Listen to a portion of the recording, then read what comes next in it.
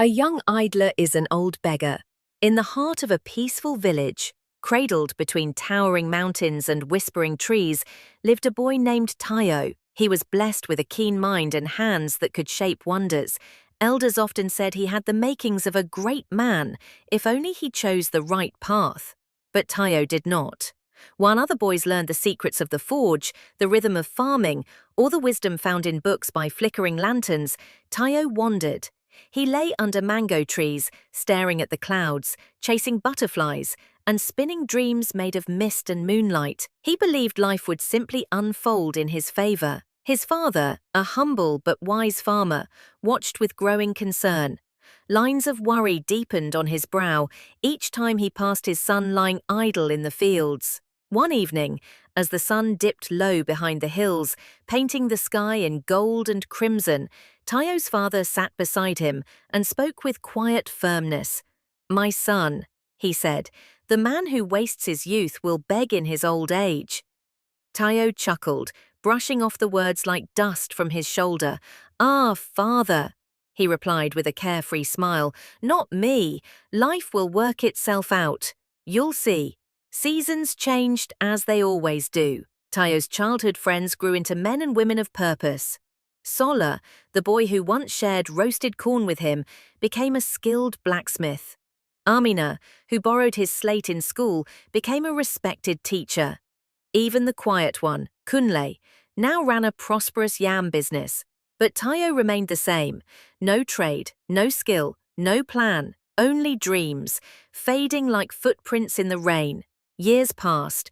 Youth gave way to weariness. Tayo's once bright eyes grew dim, his back bent not from labor but from carrying the weight of regret. Then came a day, colder than most, when Tayo found himself at the village marketplace. His clothes were threadbare, his stomach hollow, and his pride long gone. He sat in a dusty corner, hand outstretched, hoping, waiting, ashamed. Villagers passed him by, some with pity, others with quiet disapproval. Among them was a child, no older than 7, holding a small piece of bread. The child stopped in front of Tayo, eyes wide with innocent curiosity.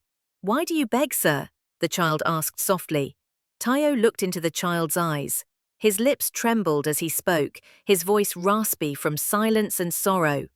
"Because when I was your age," he whispered, "I believed tomorrow would take care of itself. I was wrong. Time only rewards those who prepare." Just then, an old man stepped forward from the shadows, a man the villagers called Baba Fei Kogbon. With a walking stick in hand and wisdom etched into every crease of his face, he stood beside Tayo for a long moment, saying nothing. His gaze swept the marketplace, then settled on the child. "This man you see," Baba.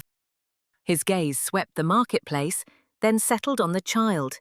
"This man you see," Baba Fei Kogbon finally said, his voice deep and steady, "once had the same fire in his eyes as you, but fire left unattended will burn out. Remember this child, seeds not planted in youth will bear no harvest in old age." And with that, Baba Fei Kogbon turned to Tayo.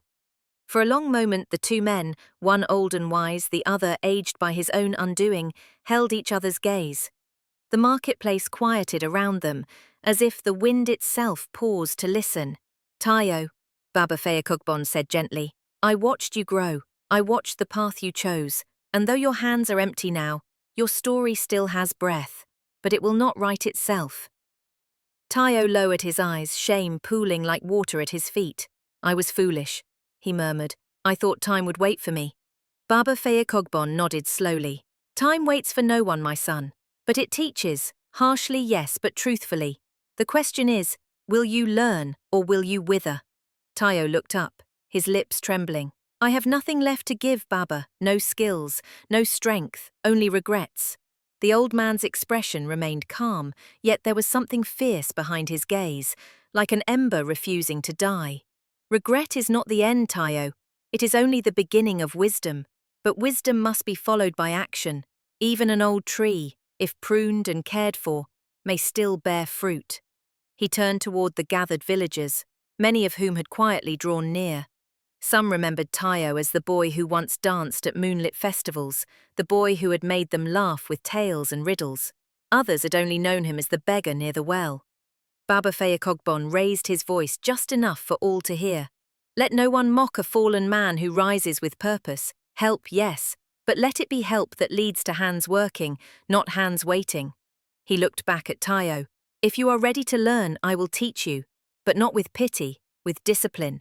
The same hands you wasted in youth can still build, if the heart behind them is willing.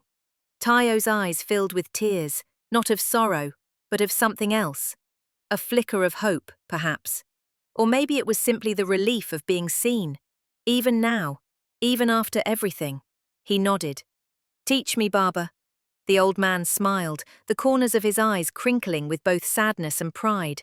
Then meet me at my farm tomorrow, before the sun wakes.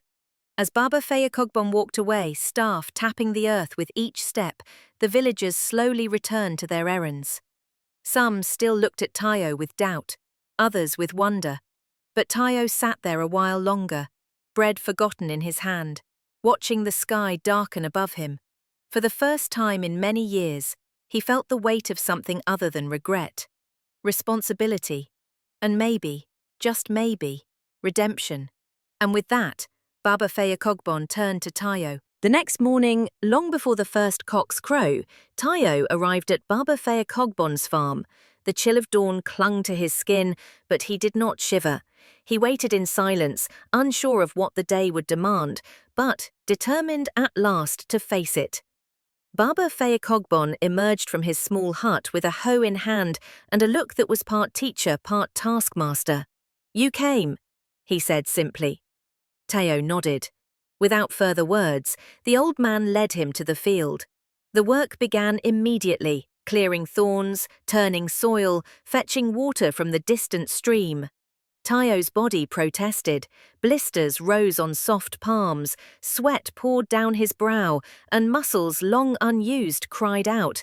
But he pressed on. Days became weeks. Baba Feyakogbon taught him more than farming. He taught discipline, how to rise with the sun, how to measure effort not by speed, but by consistency. He taught patience, how seeds must wait in darkness before they reach the light. And he taught humility, how no man is too high to stoop, and no failure too deep to rise. The villagers watched with cautious eyes. Some doubted, others whispered. But slowly they began to see the change.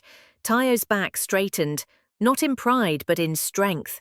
His hands, once idle, grew firm and capable. His eyes, once clouded with dreams, now held direction. Seasons passed. The field he worked with Baba Feyakogbon began to bear fruit, literally and figuratively. Rows of cassava and maize stood as silent witnesses to his transformation. Children who once saw him as a beggar now greeted him with respect. One evening, after a long day's work, Tayo sat with Baba Feyakogbon beneath a palm tree, watching the golden sun dip low behind the mountains. "You have changed, my son," Baba said quietly. Tayo looked down at his calloused hands, then smiled, a real smile. "No, Baba, I've returned. This was who I was always meant to be." The old man nodded. "Then may your story be told, not as a warning, but as a second chance taken." And so it was. The village no longer remembered Tayo as just the idle boy who begged, but as the man who turned his fall into a foundation. His journey became a story whispered from mother to child, from elder to youth, a tale of lost time and found purpose. Moral lesson. Youth is a gift, but it is not forever. What you do with your early years will echo into the rest of your life. Idleness in youth breeds hardship in old age, but even a wasted beginning can be redeemed with effort, humility, and the courage to start again. Let every heart remember. The seeds you sow in youth will decide the harvest of your future. A young idler is an old beggar, but a repentant one can still become a wise builder.